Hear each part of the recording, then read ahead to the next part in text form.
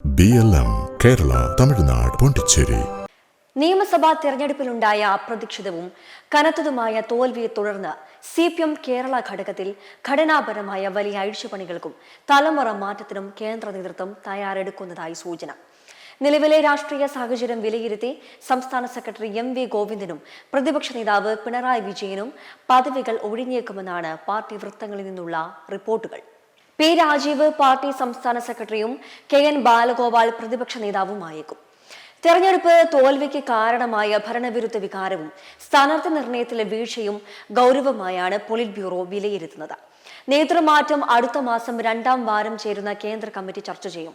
രണ്ടാം പിണറായി സർക്കാരിലെ ഭൂരിപക്ഷ മന്ത്രിമാരും പരാജയപ്പെട്ടതിന്റെയും തുടർന്ന് പ്രതിപക്ഷത്തെ ഇരിക്കേണ്ടി വന്നതിന്റെയും ഉത്തരവാദിത്തത്തിൽ നിന്ന് ഇരുവർക്കും ഒഴിഞ്ഞു മാറാനാവില്ല എന്നാണ് പോളിറ്റ് ബ്യൂറോയുടെ പൊതുവിലയിരുത്തൽ. ജനവികാരം കൃത്യമായി മനസ്സിലാക്കി സ്ഥാനാർത്ഥി നിർണയം നടത്തുന്നതിൽ MV ഗോവിന്ദന്റെ നേതൃത്വത്തിന് വീഴ്ച പറ്റി. മന്ത്രിമാരുടെ പ്രവർത്തന മികവ് മുൻകൂട്ടി വിലയിരുത്തുന്നതിൽ മുഖ്യമന്ത്രിയായിരുന്ന പിണറായി വിജയനും പരാജയപ്പെട്ടു. കൂടാതെ നിലവിൽ പ്രതിപക്ഷ നേതാവെന്ന നിലയിലുള്ള പിണറായിയുടെ പ്രകടനം പ്രതീക്ഷയ്ക്കൊത്ത് ഉയരുന്നില്ല എന്നുള്ള വിമർശനവും പാർട്ടിയിൽ ശക്തമാണ്.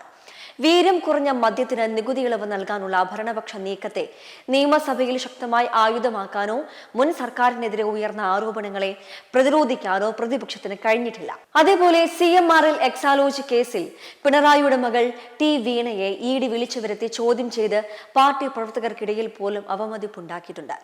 കഴിഞ്ഞ ദിവസം ചോദ്യം ചെയ്യലിനായി വീണ EDക്ക് മുന്നിൽ വീണ്ടും ഹാജരായത് പിണറായി വിജയനെ മാത്രമല്ല പാർട്ടി നേതൃത്വത്തെയും ആശങ്കയിലാക്കിയിരിക്കുകയാണ്. കേസിൽ വീണ അറസ്റ്റിലായാൽ പിണറായി പ്രതിപക്ഷ നേതൃസ്ഥാനം ഒഴിയണമെന്ന ആവശ്യം ഭരണപക്ഷവും BJPയും ഉന്നയിക്കും.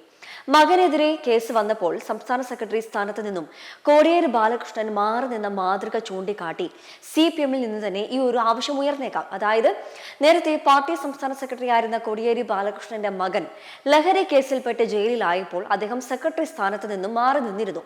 ഇങ്ങനെ ഒരു സാഹചര്യം നിലനിൽക്കെ മകൾ കേസിൽ പ്രതിയായാൽ പിണറായി വിജയന് പ്രതിപക്ഷ നേതാവ് സ്ഥാനം ഒഴിയേണ്ടി വരും.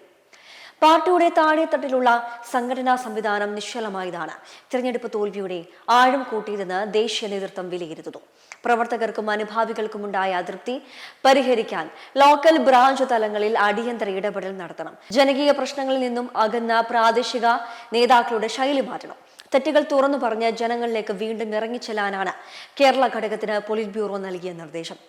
ജൂലൈ 11 മുതൽ 3 ദിവസം ചേരുന്ന പ്രത്യേക കേന്ദ്ര കമ്മിറ്റി യോഗം കേരളത്തിലെ തോൽവി വിശദമായി ചർച്ച ചെയ്യും.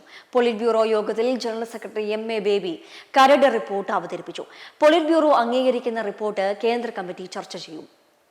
കേരളത്തിന് പുറമെ നിയമസഭാ തെരഞ്ഞെടുപ്പിന് ശേഷമുള്ള പശ്ചിമ ബംഗാളിലെ പാർട്ടിയുടെ തകർച്ചയും പോളിറ്റ് ബ്യൂറോയുടെ പരിഗണനയിലുണ്ട്. ഇതിന്റെ ഭാഗമായി ബംഗാളിൽ പാർട്ടി പ്ലീനം ചേരാനും സംഘടനാ ശാക്തീകരണത്തിന് പുതിയ മാർഗരേഖ തയ്യാറാക്കാനും തീരുമാനമായിട്ടുണ്ട്.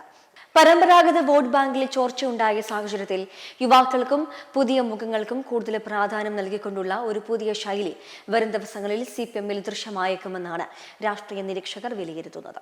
BLM കേരള തമിഴ്നാട് പോണ്ടിച്ചേരി.